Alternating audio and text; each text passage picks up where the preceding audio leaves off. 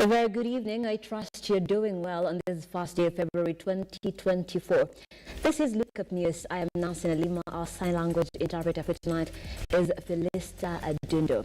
We've got lots lined up for you today, including our analysis of the president defying court orders, or is he? That and so much more in the bulletin this evening. But before that, let's get into the highlights.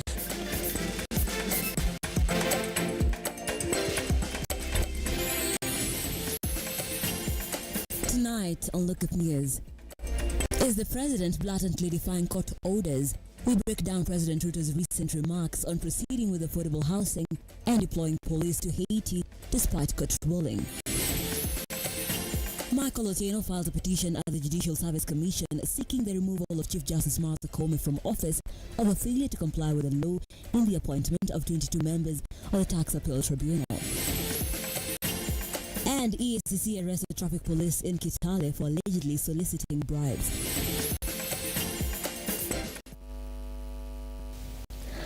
Once more, welcome to the broadcast. Be sure to join us across all our social media platforms where we are at Lookuptv on X, Lookuptv on Facebook, and Lookuptv on our YouTube channel. Feel free to comment. I will be sampling some of your comments at the tail end of this broadcast. Let's begin. In the wake of threats from President William Ruto that he will defy court orders after the judiciary stopped the implementation of the housing levy and the deployment of Kenyan police officers to Haiti, a section of Kenyans and legal experts now warn if President Ruto makes true his threats to defy the courts, the country will plunge into anarchy, completely destroying the doctrines of respect to the rule of law. Henry Tende with more. It is now clear President William Ruto is not prepared to let go of the fight with the judicial arm of the government. The head of state, who swore to protect the constitution and the rule of law at all times, has sustained attacks on the judiciary, accusing this arm of government of embedded corruption. The attacks have so far been criticized by the Law Society of Kenya (LSK), the legal fraternity, the opposition, and a section of Kenyans who remain convinced President Ruto's move is an affront to the independence of the judiciary. Despite President Ruto coming under the sharp eye of the public, he remains defiant his projects will go on without any hindrance. It is perhaps his recent declaration that he will defy the court orders to implement the housing project and the deployment of the Kenyan police officers to Haiti, despite courts having termed the two unconstitutional, that is now causing unease among legal fraternity. City lawyer Ochiel Dudley, speaking to Lookuptv on the phone, says President Ruto has no choice but to abide by the court rulings. The court said there are conditions that need to be met. He can only go forward after meeting those conditions. He cannot act in violation of court orders because it would amount to nothing. Anything done contrary to a court order means it's nothing. No one can have rights or liabilities based on something contrary to court orders. He knows that quite well. So I think they'll try and find ways to comply.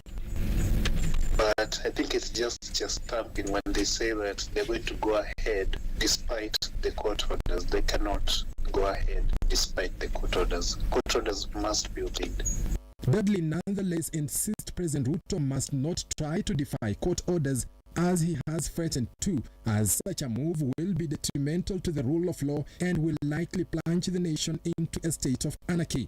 Rais amekula kiapo kwamba atalinda katiba na atalinda the rule of law, na ikiwa yeye ataongoza kukaidi amri za mahakama, basi itamaanisha kwamba tutaingia katika kitu inaitwa anarchy, ambayo ni kutotii sheria kwa umma. Amid these concerns, today President Ruto has given an indication his threats might come to fruition. He has asked contractors working on the housing project to continue with their work undeterred even after the court declared the same unconstitutional. We have a plan on how to raise money for housing. I have no explanation to give. This program must move forward for the benefit of millions of Kenyans across the country. Are we as a nation staring at a possible anarchy? Time will surely tell. Henry Tende, Lookuptv. Thank you, Tande, for that analysis. A petition has been filed before the Judicial Service Commission, JSC, seeking the removal of Chief Justice Martha Koome from office. The petitioner, Michael Kojo Otieno, claimed that the Chief Justice failed to follow the law in appointing members of the Tax Appeal Tribunal. As Ian Keitani now files, Kojo insists that Koome also disregarded the law by appointing more members than what is stipulated under Section 4 of the Tax Tribunal Act. Then definitely defeats the cause of justice. Hence, the cadre which has been placed, and this one was anchored in one of the rulings of the Supreme Court, whereby the judges unanimously indicated that the preamble of the Judicial Service Code of Conduct Ethics, based on Section 5.1 of the Public Officers Ethics Act, Number 4, 2003, provides that the code is intended to establish standards of ethical conduct of judicial officers to be applied consistently with constitutional requirement. That is a legislation from Parliament. Hence, makes her unfit to hold public office. Ian Keitani, Lookuptv. And staying in the corridors of justice, the Office of the Directorate of Public Prosecutions has filed an extradition processing against Kevin Adam Kinyanjui Kang'ethe, who is suspected to have murdered his girlfriend Margaret Mbitu of the Massachusetts in the United States of America between October 30th and November 4th, 2023. According to the ODPP, the fugitive is wanted by the Chelsea District Court at the County of Suffolk for the prosecution of a first-degree murder. Beatrice Kageha files the following story. Months of being on the run, murder suspect Kevin Kang'ethe is set to face charges in America after the Office of the Directorate of Public Prosecution filed extradition charges against him. Kevin Adam Kinyanjui Kang'ethe is suspected to have murdered his girlfriend Margaret Mbitu and fled to Kenya. The suspect is alleged to have killed his girlfriend on October 31st, 2023 by stabbing her multiple times in the face and neck, leaving her in a locked car in a parking garage at Boston Logan International Airport. It is alleged that Kang'ethe murdered Margaret in Massachusetts in United States of America, USA, and was arrested while in Nairobi within Parklands in Westlands, Nairobi County. We received a formal request for extradition from the United States of America. That's the bundle you are here. So C-356 is the formal extradition request from the United States of America. According to the Office of the Directorate of Criminal Investigation, the office received a formal extradition request from the United States of America to arrest and file extradition proceeding against the suspect, which refers to legal process through which one country surrenders a suspected or convicted criminal to another country for a trial or punishment. We also hand over a copy of the application together with the order by the DPP to this court, to my colleagues on record for the fugitive criminal. The suspect is wanted by Chelsea District Court in the County of Suffolk, Commonwealth of Massachusetts in USA for the prosecution of an alleged offense of first-degree murder in violation of Massachusetts General Law, Chapter 265, Section 1 under laws of USA. The matter is set for hearing on 4th of March 2024. Beatrice Ilavonga, Lookuptv. Now, the President of Public Service Governance, Esther Waringa, has blamed the Kenya Kwanza administration over the rise in the cost of living. Waringa slammed the Ruto-led administration over the poor policies in place, noting that the government ought to have proper policies in place to rescue Kenyans from the ever-rising cost of living. Borrowing will be a thing of the past. Actually, believe me, that the day I take over government, Public Service Governance President Esther Waringa has noted that energy and transportation continues to play a critical role in manufacturing and consumption.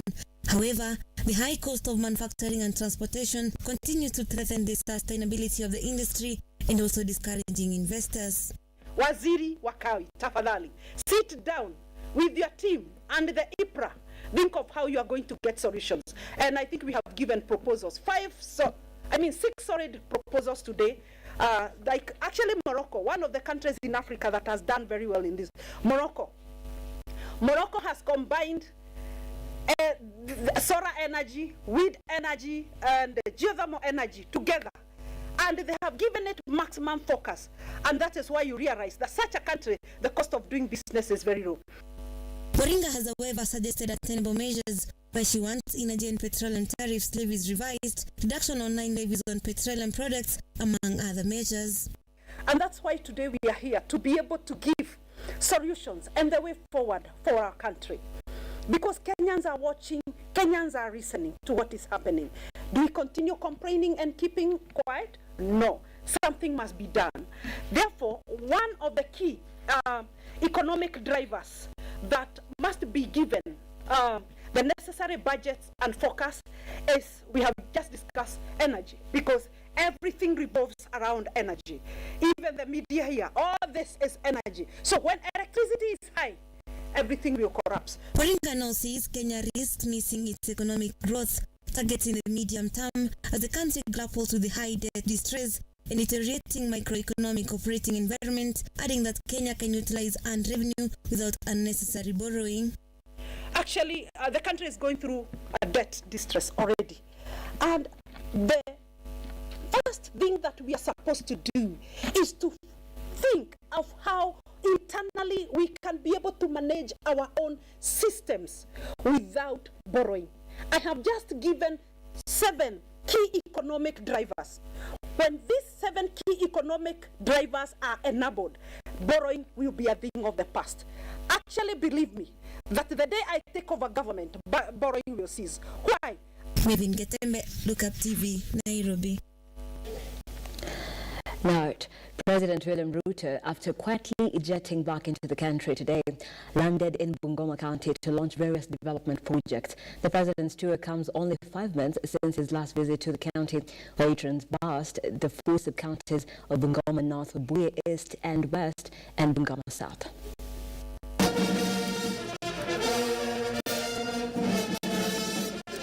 It has been a tug of war between the government and the judiciary, with the President William Ruto pledging to launch the affordable housing project in Bungoma County to create more employment opportunities for the youth. Hapa kwa program ya housing, tuko na kazi ya architect, quantity surveyor, engineer, plumber, carpenter, mason, steel fixer. Hata mtu ya mkono tuko na kazi yake. Furthermore, President William Ruto has given hope to the youth for employment opportunities abroad, citing that his visit from Italy has generated over 500,000 additional job opportunities for Kenyans. Tayari 2,500 nurses. Huyu nakumicha waziri wangu atawaeleza. 2,500 nurses tuko na kazi yao ya kufanya ngambo. Na tuko na nafasi kama hizo 1,500. Tunataka vijana wa Kenya waweze kufanya kazi ngambo, watuletee pesa, na tumeagree bilateral labor agreement ya kupanga ajira ya hawa vijana. Additionally, Ruto has warned to dismiss the corrupt leaders who have contributed to the decline of Nzoia Sugar Company, promising to facilitate farmers' payment of arrears of approximately 3 million shillings today. Nimepepa pesa milioni 300 ya kulipa wakulima. Kufika jioni leo, kila mkulima atakuwa amelipwa pesa yake. Lakini mimi niko na maswali. Si ndio? Unafikiri mimi naenda kupatiana pesa alafu niende nyumbani? Niko na maswali. Mimi naenda hapo Mumias kuuliza hawa watu. Mkulima alileta miwa yake. Si ndio? Sasa miwa ya mkulima ilienda na nani? Alafu mimi ndio niende nitafute pesa nikuje nimulipe. Si lazima niende nimuulize. John Matava, Lookuptv. Thank you, Matava. The Departmental Committee on Health today visited JKIM Level 4 Hospital in Kubu, Meru County. The fact-finding mission on hospitals offering services under NHIF continues. According to the Vice Chairperson Patrick Monene, the committee will present its report when the National Assembly resumes, with various hospitals set to close down. So nataka kusema kama mwenyekiti ambaye ameongoza jopo hili, tumekuja hapa leo JKIM na tumeangalia yale mambo ambayo JKIM ilikuwa na malalamishi yote.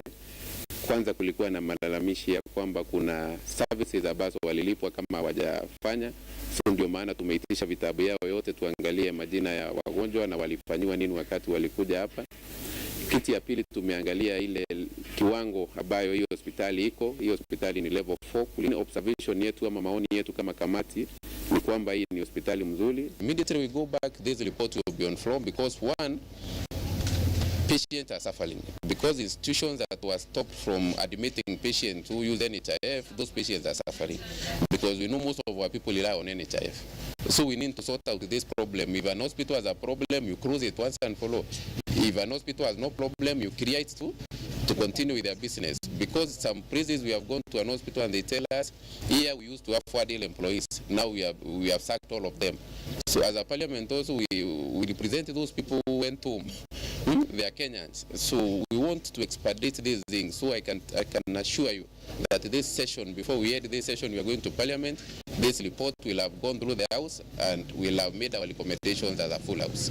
We want to recommend as a committee that kama kamati tuko hapa kujua ukweli, kwa sababu allegations zilirejewa na bila kusikia kwa upande wao pengine hatungefanya judgment ambayo ni mzuri.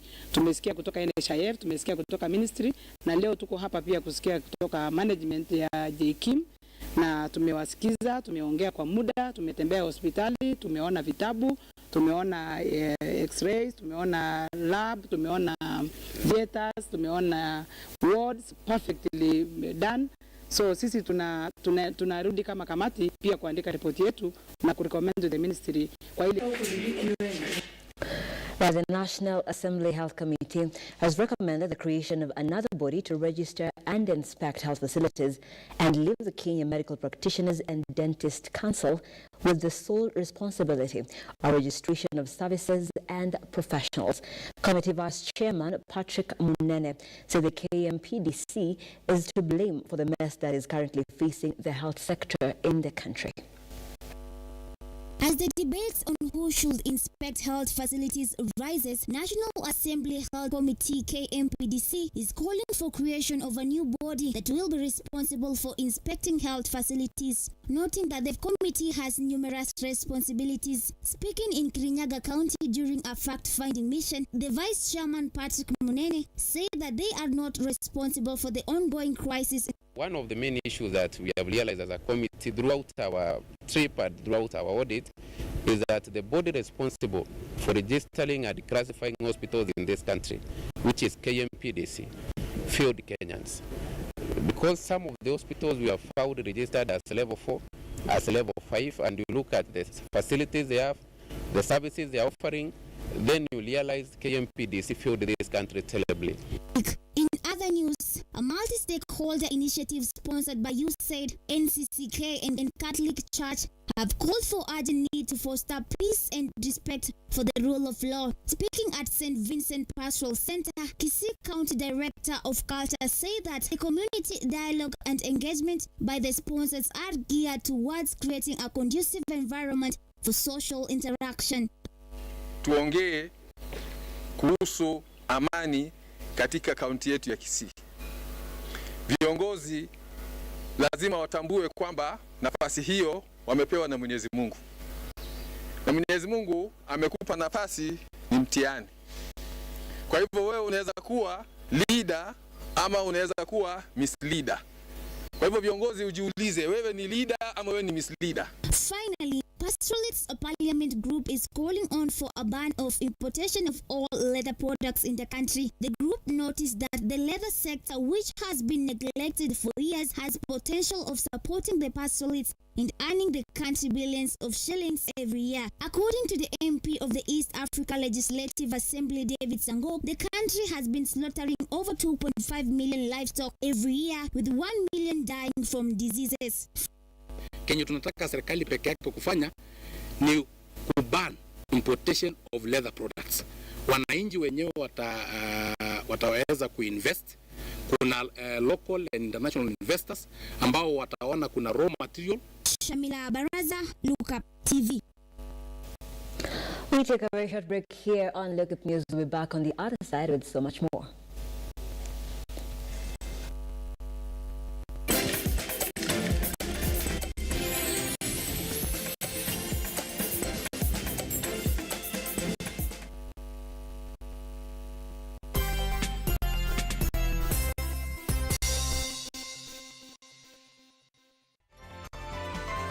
Infinity Industrial Park is one of the largest private industrial parks located along Eastern Bypass, Nairobi, which provides modern infrastructure for smooth operations for industries and business enterprises. Infinity Industrial Park offers world-class amenities and facilities with wide roads, a police station, a power substation, fire station, public transport stage, hospital, and shopping mall. In addition, Infinity Industrial Park also offers CCTV cameras, 24-hour private armed security patrol, sewer, water, fiber optic cable, and 3-phase power connection, added to public utility, canteen, and dining areas. Sail on the golden opportunity to invest in Infinity Industrial Park, fully serviced warehouses at a special price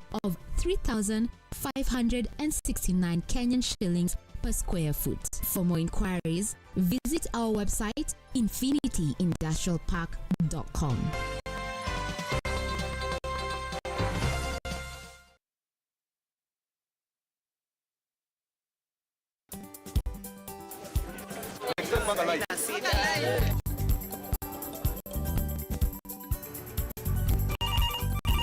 Tere, mambo ni mawili, kufikisha, kumwaga na kurudi. Kulala ni mwaka mpya.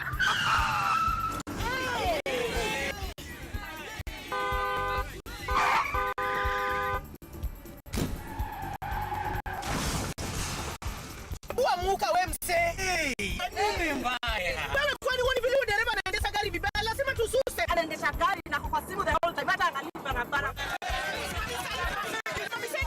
Tusimame. Wewe dereva wewe, mwaka iliyopita peke yake watu zaidi ya 3,000 walipoteza maisha yao barabarani kwa sababu ya tabia kama hizo. Hautatuangamiza tukiona. Naomba msamaha, tampeleka vizuri. Si wameomba msamaha. Sasa tuende tusafiri kwa mwendo wa aste. Dere Smart hufikisha abiria salama. Ujumbe huu umeletwa kwako na NTSA kwa ushirikiano na European Union.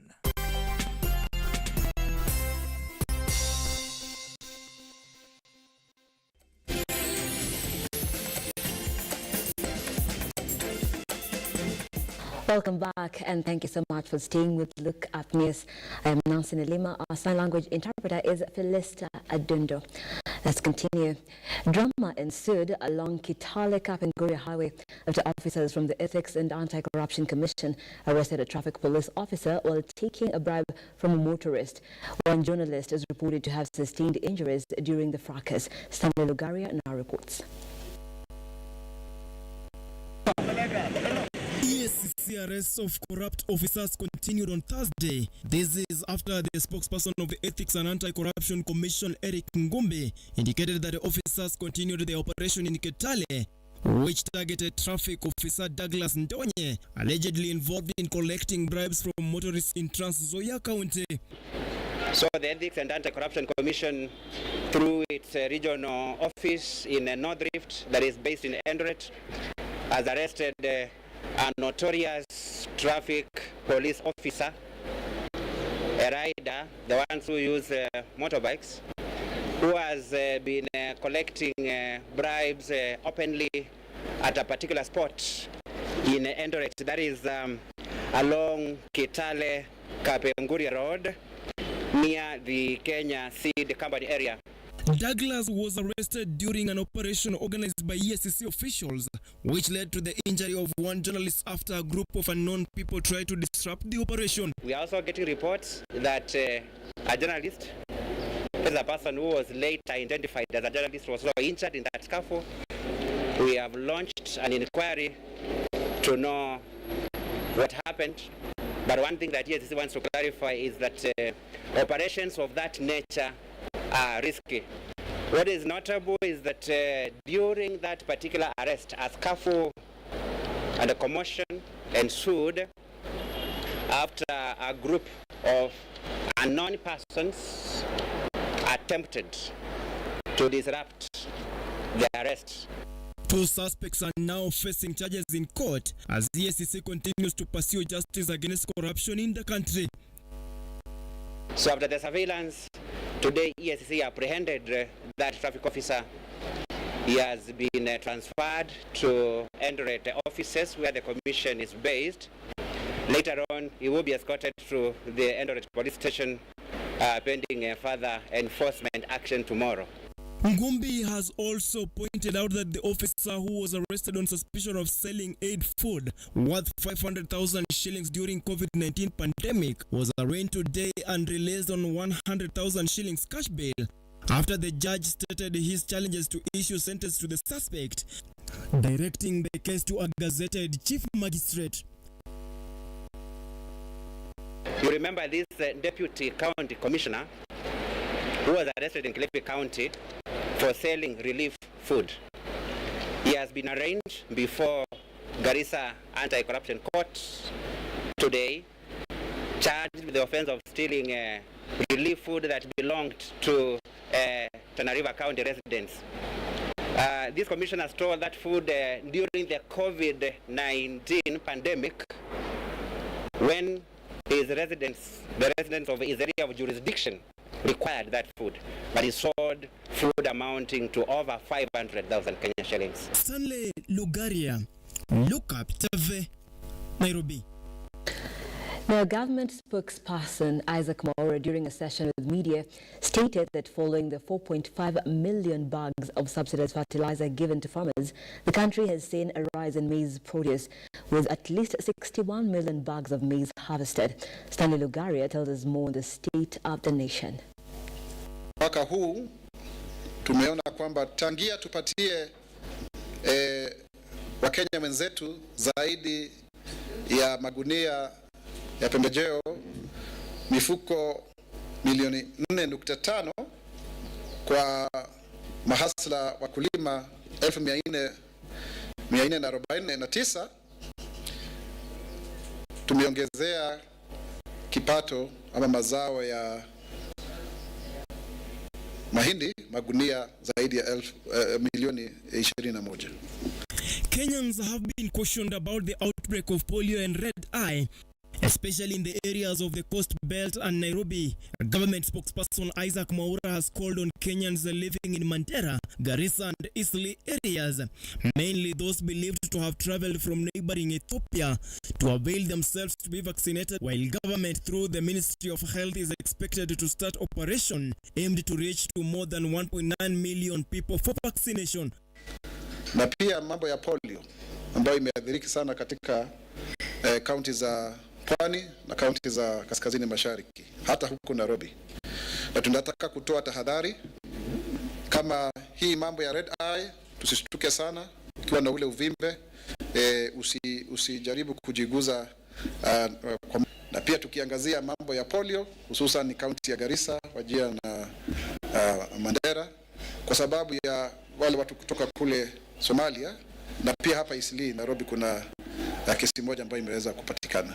Mwaura has denounced the war and the killing of female, which seem to be extreme, calling on relevant departments to intervene to stop the related incidents. Additionally, Mwaura has said that Kenya Digital Travel System, commonly ETA, has been successful following the registration of 120,000 visitors coming to Kenya so far, indicating that more than 100 passports have been printed, waiting to be collected. Stanley Lugaria, Lookuptv.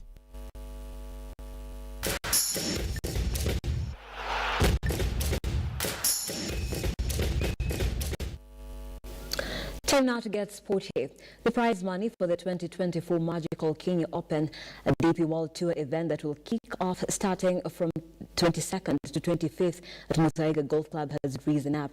156 golfers are expected to battle out for the prize fund of 405 million.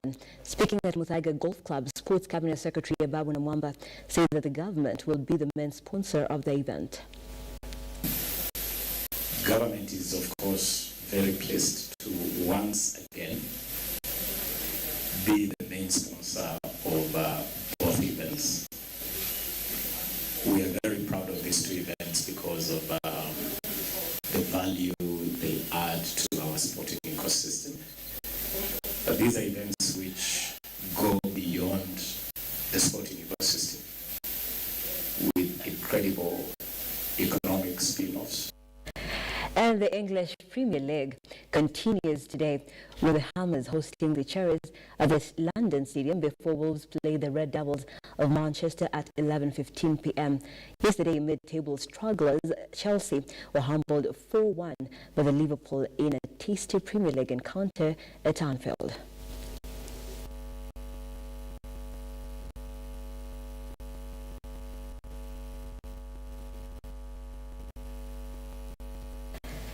Lewis Hamilton will leave Mercedes and join Ferrari for the 2025 Formula One season. Hamilton's current contract with Mercedes is due to expire at the end of 2025, but he will depart the team after this season and replace Carlos Sainz at Ferrari. The seven-time world champion is the most successful driver in F1 history with 103 wins and 104 pole positions. Michael Schumacher is the only other driver with 7 world titles. Hamilton, who has not won a race since December 2021, joined Mercedes in 2013 from McLaren and has won 6 world titles with the team. He was linked to Ferrari for this year but signed a new 2-year contract last summer, along with Mercedes teammate George Russell, to stay until the end of 2025.